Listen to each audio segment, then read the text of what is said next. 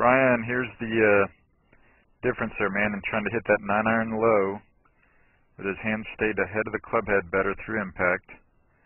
That's one of the things that'll help you hit that ball lower, like you see there, the new blue on our right. Help you hit that ball lower and probably get some more distance with it as the season goes on. Pretty significant difference there, buddy. And on both of them, you see the rehinge has happened very nicely. And again, the main thing you've worked on the last several months, it looks nice in both of them, is over here on the left. See, those hips are starting to downswing while the club head is still going backward into the backswing. So that is great work, and we saw it from down the line as well. Right there, nicely. A lot of good things going on there, buddy. Remember here, where I kind of drew that little circle where the club head, right there. See, when the club head's ending up, your hips are starting down. So that is sweet, sweet work, Brian. See the same thing from this angle again. Beautifully. There's a beautiful rehinge there, buddy, that you're getting used to more and more. So the same thing with the driver.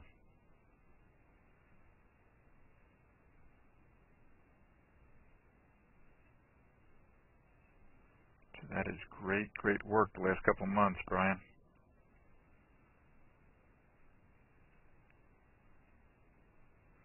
And like you said, you're hitting that draw more and more often. So that is great to see. On plane beautifully, man. With the driver, saw the same good action there, where those belt loops are moving before the club head starts down. There's the same good look there.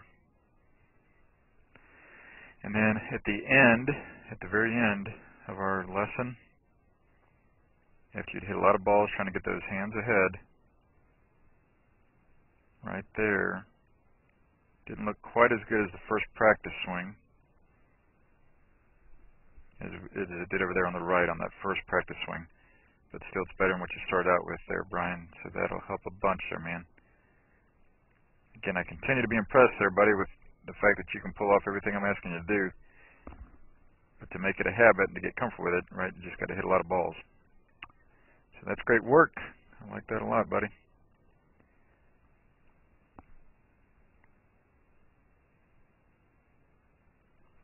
And David,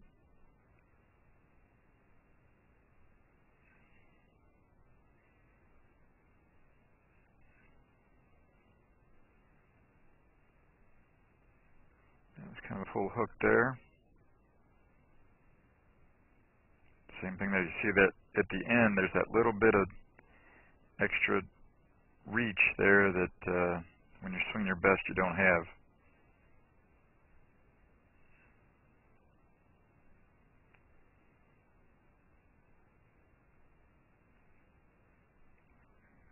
Actually underneath the plane a little bit now with that driver. That's a little bit where the hooks are coming from.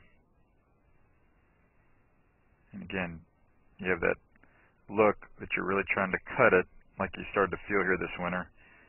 So there's no rehinge there and follow through to speak of until well late into the follow through.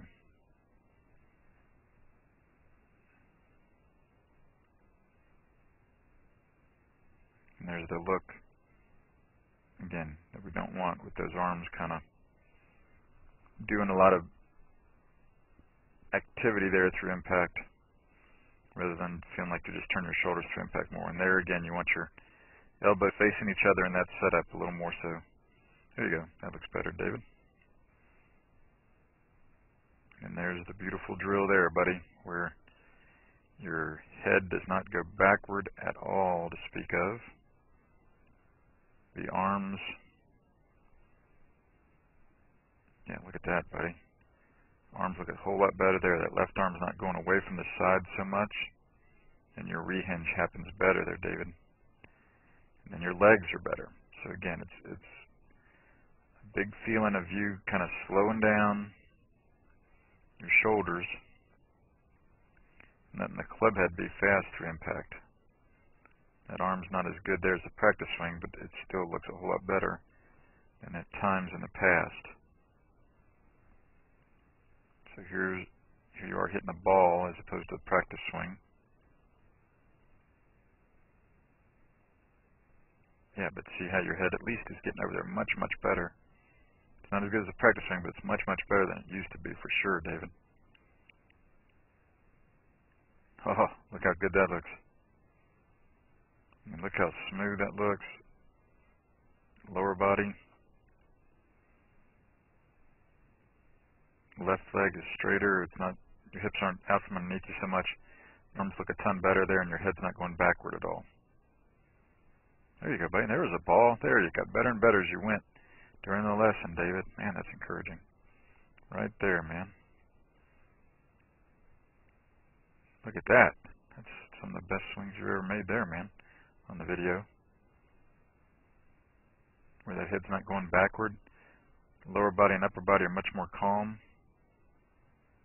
That was a little faster. I didn't like that one as much. But boy, there, the idea of your arms being, or your shoulders being slower through impact, let the club head be fast. Let the club head do the more, David, more so than your lower body and upper body turning so violently and so fast through impact. Will really get those arms to be better and better, I'm sure. And again, what some people describe as the 6 inches of the backswing is just kind of the 6 inches that your shoulder turns from there to there. You know, from the beginning of that yellow line to the end of that yellow line. It's not a huge movement, but it needs to be kind of well placed and timed in a good, efficient manner, rather than just trying to kind of flail so much at the ball and try so hard to move a lot with your lower body and your upper body.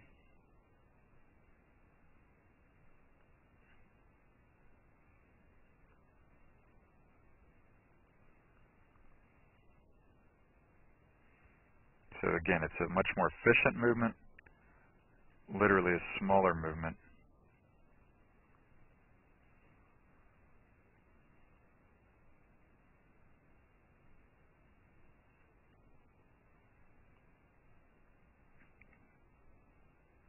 Keep your arms in front of you and turn the left shoulder back.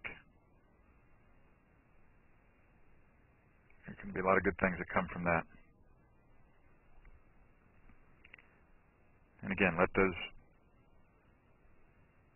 kind of elbows face each other more. So there you go, David. That looks more normal. I like that a lot, man. Talk to you soon. Let that head go forward. Stay connected with that upper left arm to your side. Thanks, guys. This is Joel Suggs. I sure enjoyed meeting you down at the Cincinnati Golf Show this weekend and showing you your swing on the 2D equipment that I have. And so I want to take about 2 or 3 minutes to just show you around Meadowlink. This is the studio I use in the winter for all my students. You see there's the down-the-line camera angle for our 2D equipment.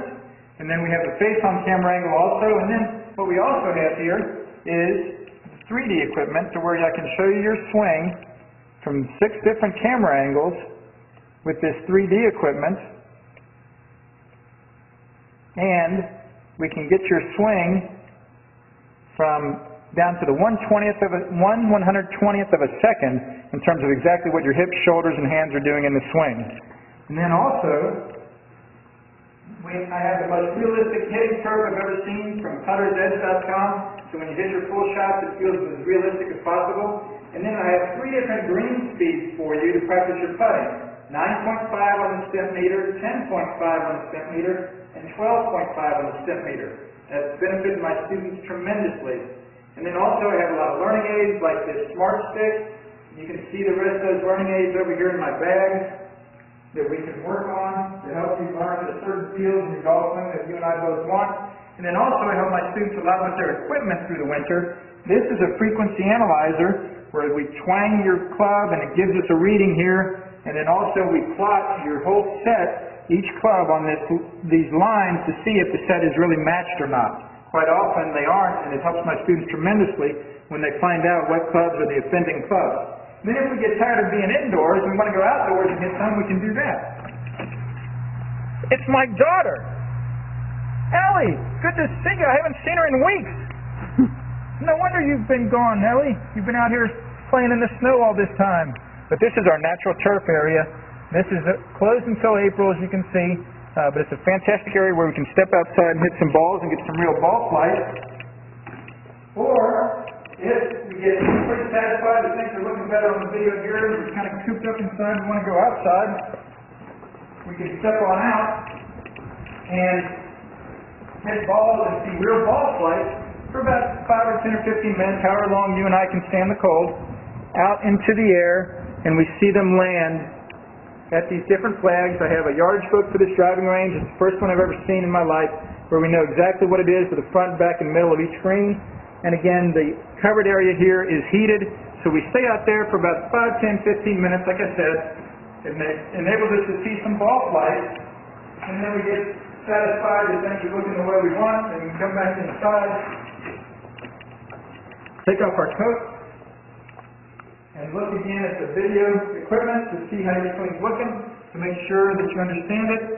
And then notice too, my exercise ball up top here, and then also, so I help my students a lot with their fitness through the winter, and then I will help you also with your sports psychology, with your golf psychology from the golfpsych.com people down in Texas. That's helped my students tremendously a lot over the years too.